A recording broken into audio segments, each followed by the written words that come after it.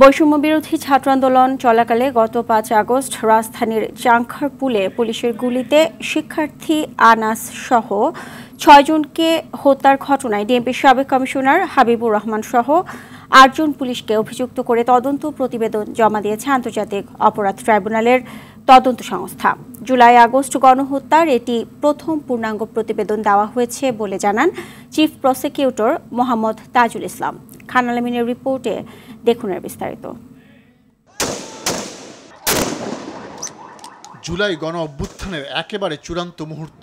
রাজধানীর চানখারপুলে ছাত্র জনতাকে লক্ষ্য করে গুলি ছুটছে পুলিশ, আর এতেই একে একে প্রাণ গেছে শাহরিয়ার খান আনাস, শেখ মাহাদি হাসান জুনায়েদ, ইয়াকুব, রাকিব হাওলাদার, ইসমামুল হক এবং মানিক মিয়া শাহরি।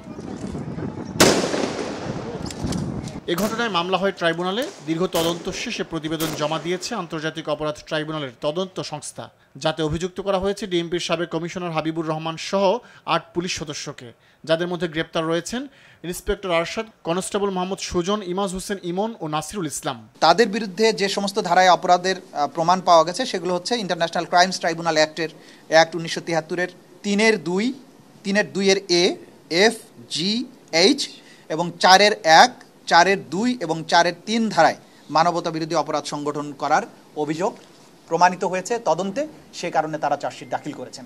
তদন্ত প্রতিবেদনে চানখারপুল এলাকায় প্রাণঘাতী অস্ত্র ব্যবহার করে 6 জনকে গুলি করে হত্যার কথা উল্লেখ করা হয়েছে। ট্রাইব্যুনালের চিফ প্রসিকিউটর জানান, 90 পৃষ্ঠার মূল প্রতিবেদনের সাথে শেখ হাসিনার গুলির নির্দেশ দেওয়ার অডিও রেকর্ড সহ চানখারপুলে হত্যাকাণ্ডের 19টি ভিডিও ক্লিপ যুক্ত করা আছে। হাবিবুর রহমান ওয়্যারলেসের মাধ্যমে পুলিশ কমান্ড সেন্টার এইখান থেকে সবাইকে বলেছে সিআর ফায়ার করো, প্রধানমন্ত্রীর কাছ থেকে নির্দেশ এসেছে। সুতরাং প্রধানমন্ত্রীর নির্দেশ ওইটা আবার সে ফার্দার কনভে করছে তার গ্রাউন্ড লেভেলে ফোর্সের কাছে। এর মাধ্যমে কমান্ড রেসপন্সিবিলিটি এটা প্রমাণিত হয়েছে। জুলাই গণহত্যার ঘটনায় যেসব মামলা হয়েছে এই মামলার প্রতিবেদন সেগুলোর মধ্যে প্রথম কোনো পূর্ণাঙ্গ প্রতিবেদন। এর মাধ্যমে জুলাই গণহত্যার কোনো মামলার তদন্ত শেষ হলো। প্রসিকিউশন জানায় এই প্রতিবেদনটি ফরমাল চার্জ আকারে ট্রাইব্যুনালে দাখিল করা হবে।